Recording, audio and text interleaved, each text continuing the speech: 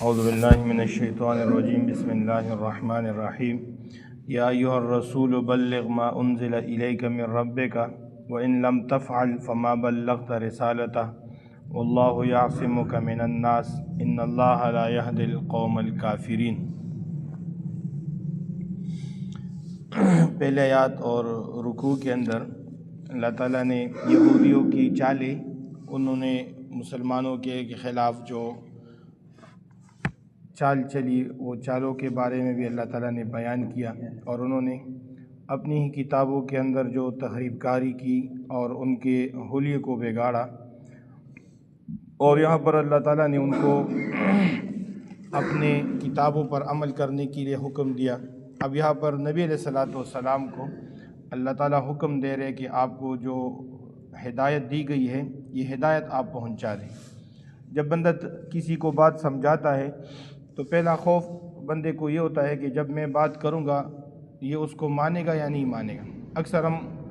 حق بات کو چھپا بھی دیتے کہ یار اب ایک بندہ غلط کر رہا ہے تو پتہ نہیں اب یہ مانے گا کہ نہیں مانے گا، بس چھوڑ دیتے ہیں۔ یہاں پر نبی علیہ الصلوۃ والسلام کو اللہ تعالیٰ فرما رہے ہیں کہ آپ یہ خوف نہ کریں کہ کوئی مانے گا یا نہیں مانے گا، آپ کی ذمہ داری یہ ہے کہ جو ہدایت آپ کو دی گئی ہے وہ ہدایت آپ پہنچا دو آگے، یہ آپ کا کام ہے۔ وَإِن لَمْ تَفْعَلْ فَمَا بَلَّغْتَ رِسَالَتَهُ، اگر آپ ایسے نہیں کریں گے تو آپ نے تبلیغ کا حق ادا نہیں کیا۔ جو ہدایت آپ کو دی گئی ہے وہ ہدایت آپ نے پہنچایا نہیں، وہ رسالت کا حق آپ نے ادا نہیں کیا۔ اس لیے آپ کی ذمہ داری یہ ہے کہ جو تبلیغ آپ کو اور جو ہدایت آپ کو دی گئی ہے وہ ہدایت آپ پہنچا دے آگے۔ اور دوسری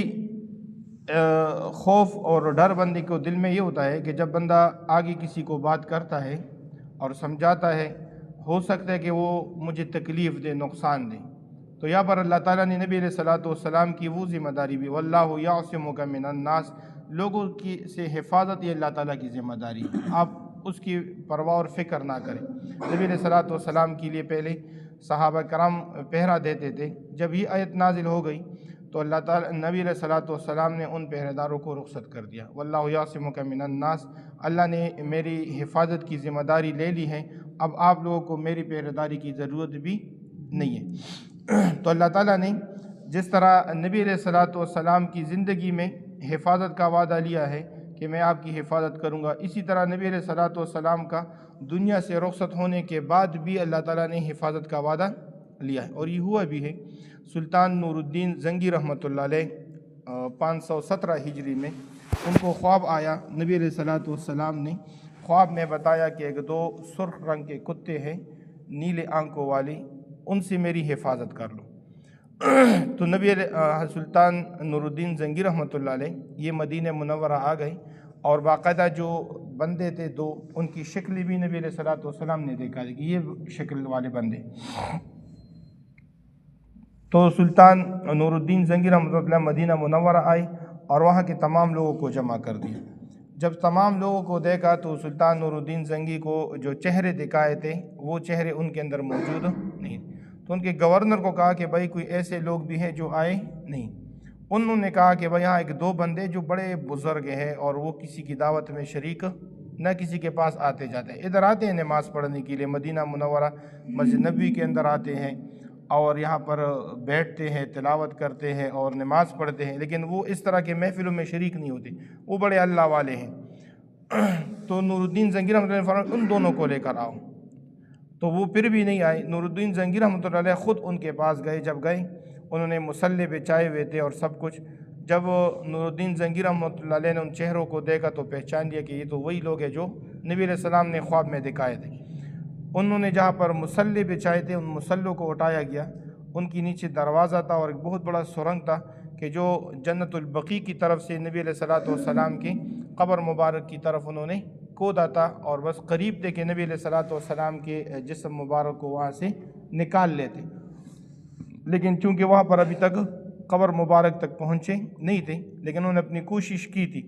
نور الدین زنگی رحمۃ اللہ علیہ نے اس سوراخ کو بھی بند کر دیا، ان کو بھی گرفتار کر دیا، اور قبر مبارک روضہ مبارک کے ارد گرد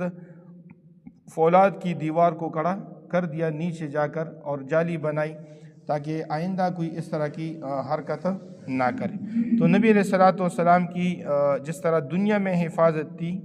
زندگی میں، اس طرح یہ اس دنیا سے رخصت ہونے کے بعد بھی نبی علیہ الصلوۃ والسلام کے ساتھ جو حفاظت کا وعدہ ہے وہ بھی اللہ تعالیٰ نے لی۔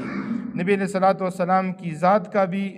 اللہ تعالیٰ نے وعدہ لیا ہے حفاظت کا، اور نبی علیہ الصلوۃ والسلام کو جو ہدایت دی گئی ہے، جو قرآن دیا گیا ہے، اس قرآن کی حفاظت بھی اللہ تعالیٰ کی ذمہ ہے۔ انا نحن نزلنا الذکر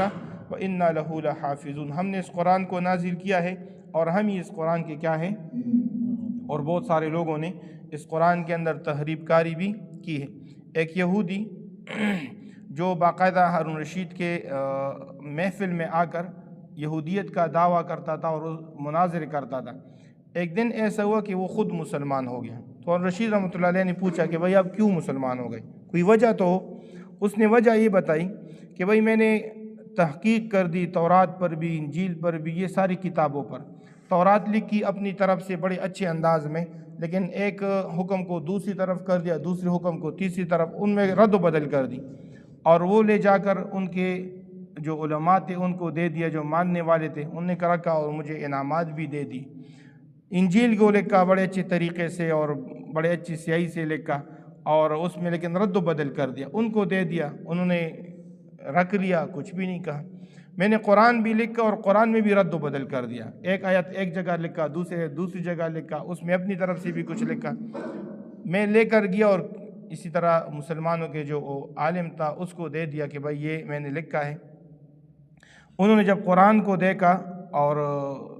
دیکھا کہ بھائی اس میں تو ایک آیت ایک جگہ ہے، دوسری آیت دوسری جگہ ہے، اس عالم نے ایک چھوٹے سے بچے کو بلایا اور جہاں جہاں اس نے تحریف کی تھی اس تحریف والی آیات اور ان کو کہا کہ بچے کو کہا کہ شروع کر لو۔ جیسے وہ پڑھتا جا رہا تھا اور میں دیکھ رہا تھا کہ بھائی میرے جہاں جہاں پر یعنی قصداً غلطی کی تھی، میں دیکھ رہا تھا کہ بھائی یہ بچہ اس غلطی کو کیا کر رہے ہیں، نکال رہے ہیں، تو میں سمجھ گیا کہ بھائی یہ قرآن ایک حقیقت اور سچا کتاب ہے، یہ جھوٹا نہیں ہو سکتا۔ اس کے بعد میں مجبور ہو کر ایمان لے کر آئے۔ تو نبی علیہ الصلوۃ والسلام کی ذات کی ذمہ داری بھی اللہ تعالیٰ نے لی ہے، اور نبی علیہ الصلوۃ والسلام کو جو ہدایت دی ہے وہ ہدایت بھی کیا ہے، وہ بھی اللہ تعالیٰ کی ذمہ داری ہے۔ اس لیے نبی علیہ السلام کو اللہ نے حکم دیا کہ یہ تبلیغ آپ کریں اور آپ آگے پہنچائیں۔ یا ایھا الرسول، ہمیں بھی چاہیے کہ جو حق بات ہے وہ پہنچائے، لیکن چونکہ ایک تبلیغ کا طریقہ کار ہے، یہ نہیں ہے کہ اب کسی کو دیکھ لیا اور ایک کام کر، اگرچہ وہ برا ہو لیکن ایک طریقے سے منع کریں۔ اب دیکھیں نا، عالم کی ذمہ داری کچھ اور طرح ہے، وہ سمجھائے گا۔ اب اگر میں ایک بات تیز بھی کروں تو کوئی نہیں برا مانے، کیونکہ ایک قرآن ہے، وہ اس میں کوئی ہیرا پھیری۔ اب ایک عام بندہ اگر کوئی بات کرتا ہے تو اس کے لیے یہ ہے کہ بندہ بات کرے نرم لہجے سے کرے۔ اب انبیاء علیہ الصلوۃ والسلام نے جتنی بھی باتیں کی ہیں وہ نرم ہے۔ اب فرعون کے پاس نبی علیہ موسیٰ علیہ الصلوۃ والسلام کو اللہ تعالیٰ نے بھیجا۔ موسیٰ علیہ الصلوۃ والسلام کو اللہ نے حکم دیا قولا لینا، نرم بات کرو، تیز بات سخت بات نہ کرو، نرمی سے بندہ سمجھائے۔ یہ نہیں ہے کہ بندہ ہر بندہ اب ڈنڈا اٹھائے اور بس مارنا اور پیٹنا اور محلے میں شور اور غول شروع کر کے بھائی یہ کیا ہے وہ کیا ہے، اس طرح نہیں۔ ایک طریقے سے حق بات پہنچانے کے لیے ہر بندے کی کیا ہے، ذمہ داری ہے۔ یا ایھا الرسول، اے رسول، بلغ، آپ پہنچائے، ما انزل الیک، جو نازل کی گئی ہے آپ کی طرف، من ربک، تمہارے رب کی طرف سے،